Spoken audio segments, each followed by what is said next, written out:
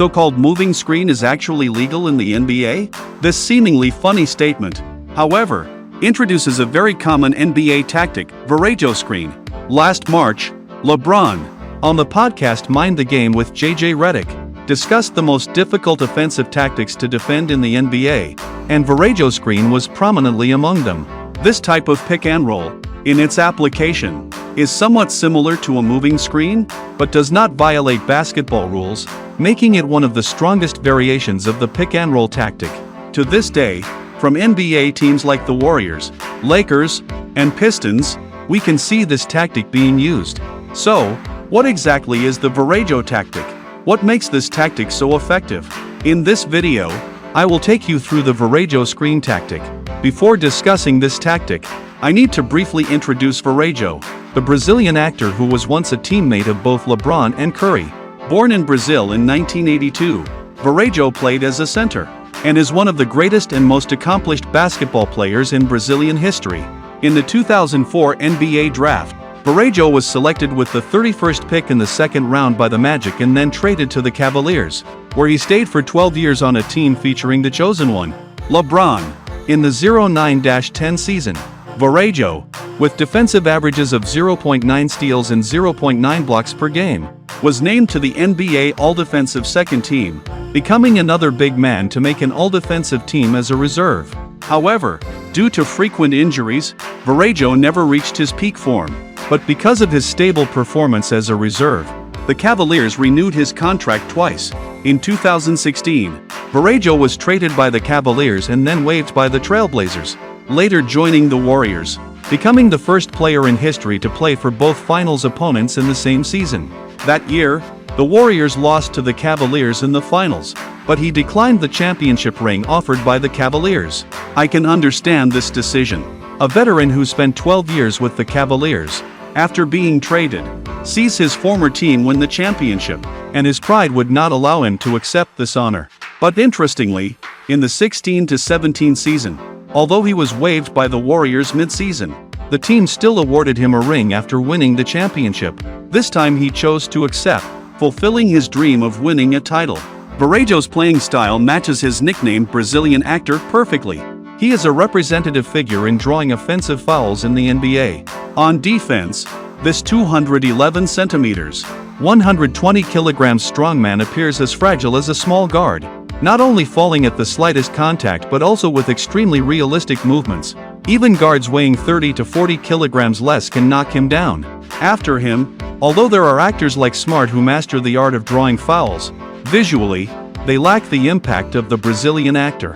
It is worth mentioning that Varejao has been a teammate of both LeBron and Curry, and the so-called Varejao screen originated from his time with LeBron. Next, I will detail the Varejao screen tactic. This tactic originated during LeBron's first stint with the Cavaliers, and its core point is that when the center sets a screen for the ball handler, he first pretends to set the pick on one side, then quickly changes the screen direction, allowing the ball handler to break through from the other side. Simply put, before setting the real screen, a fake screen to the other side is made to deceive the defense's positioning. Here, let's use a possession to understand. This is from the fourth quarter of a game this season between the Pistons and the Mavericks. Cunningham and Duren used the screening method to create offensive space, ultimately scoring. When the play starts, shooter Duncan Robinson sets a pin-down screen for Duren, who uses the screen to come up and then sets a screen for Cunningham. While coming up to set the screen, Duren first fakes going to Cunningham's left, making the defender think the screen will be set on the right. Then he quickly pivots his hips and sets the screen on Cunningham's right side. After Cunningham uses the screen, the Mavericks center Powell, deceived by the initial screen direction, has to move to the side where Cunningham is driving. At this point, when Duren rolls to the basket, he can go to the side not covered by Powell, giving him an easy roll opportunity. Sure enough, Cunningham passes to Duren, who faces an undefended basket and easily completes the dunk. Another detailed aspect of this tactic is that once Powell is deceived, he loses the chance to show on the screen, and is forced to drop back defensively on the pick and roll, while Russell on the side has to abandon the corner defender and help. Therefore, in this possession, the Pistons not only have the Duren roll option, but Holland in the corner also gets an absolute open look. Cunningham, between the two passing choices, selects Duran, who has a higher scoring probability. Indeed, when Duran has no center in front of him, given his finishing ability, the scoring probability is almost 100%. The Pistons are actually one of the teams that most favor the Varejao screen in the league, and this is largely due to the ball handling ability of their star player, Cunningham. In fact, the Varejao screen does not have much effect for ball handlers who are less skilled. For example, if it's a reserve ball handler, even if the defending center is deceived and loses that moment to show, he might still have a chance to defend the possession by dropping back. But as long as the ball handler is skilled enough, this pick and roll can amplify the ball handler's offensive ability, giving him more diverse options. Let's look at a possession where Luka uses this tactic. On this play, Smart first comes up to set a screen, but Luka signals him to go down, and has Hayes come up to run a pick and roll. So Smart sets a down screen for Hayes in the paint, allowing Hayes to come up smoothly. Here, Hayes is moving through the middle, but when he comes up, he sets a screen to the left. Due to his slow speed, the defending center Little Jackson easily cuts off this path, and the on-ball defender Wells recovers. Seeing this, Hayes stops and sets another screen on the other side, giving Luka a bit of space to step back and hit a three-pointer. Note that Hayes' second screen here is suspicious of being a moving screen. Fortunately, he didn't set a solid screen, giving the defender space to fight through. If the on-ball defender Wells had more experience in this situation, he could sell it. Referees are strict about consecutive screens and are quick to call fouls. The Varejao screen is also a tactic very suitable for shooters. When the first part of the tactic succeeds, the defending center will inevitably leave the ball handler with a semi-open three-point opportunity. So if the ball handler is a great shooter, he will benefit from this tactic. As the greatest shooter in NBA history, Curry is undoubtedly one of the beneficiaries of this tactic. Watch this pick and roll between Curry and Green. Green first sets a screen on Curry's left, and here Jokic does an excellent job of showing on the screen, not giving Curry an easy shot opportunity. Seeing this, Green immediately moves to the right and sets another screen in the defender's path. Curry reads this perfectly, simultaneously dribbling to the right. Although Jokic realizes what Curry is doing, he has a mobility disadvantage and can only watch Curry use the screen to hit the open three. Objectively speaking, this kind of consecutive screening does not fully fit the definition of Varejao screen, but the effect is essentially the same.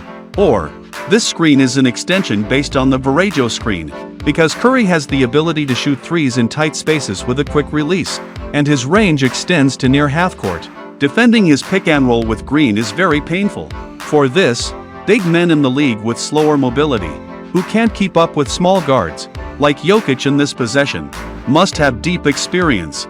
It is worth mentioning that LeBron said in that episode with Redick that although he and Varejao invented this tactic, the biggest beneficiaries are the Warriors and Curry.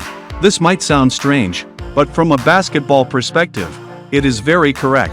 Of course, this is not because the Warriors use this tactic more than other teams, but because of Curry's unparalleled threat as a pull-up shooter. What many people don't know is that Curry's rise not only brought the small ball era but also changed how pick and rolls are defended. Before Curry, pull-up three-pointers off the pick and roll were not a valued skill. Even the strongest ball handlers struggled to hit game-changing threes instantly off the screen.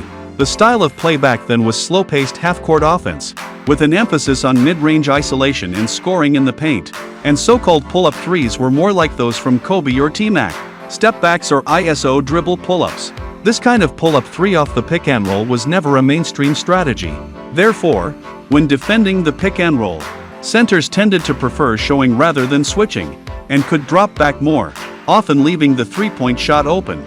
But after Curry emerged, pick and roll defense changed completely. When opponents saw Curry running pick and rolls at the half-court line, and hitting shots from several steps beyond the three-point line consistently, they went crazy. How should big men defend against this kind of offense?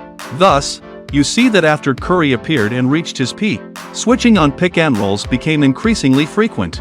Guards like Lillard and Young began to emulate this style of pick and roll three-point shooting. If teams continued to defend with shows and dropbacks like in the past, it would be tantamount to suicide. Returning to the Varejao screen, the core purpose of this tactic is to confuse the defending big man, causing him difficulty in choosing a defensive strategy on the screen, thereby creating opportunities for the ball handler.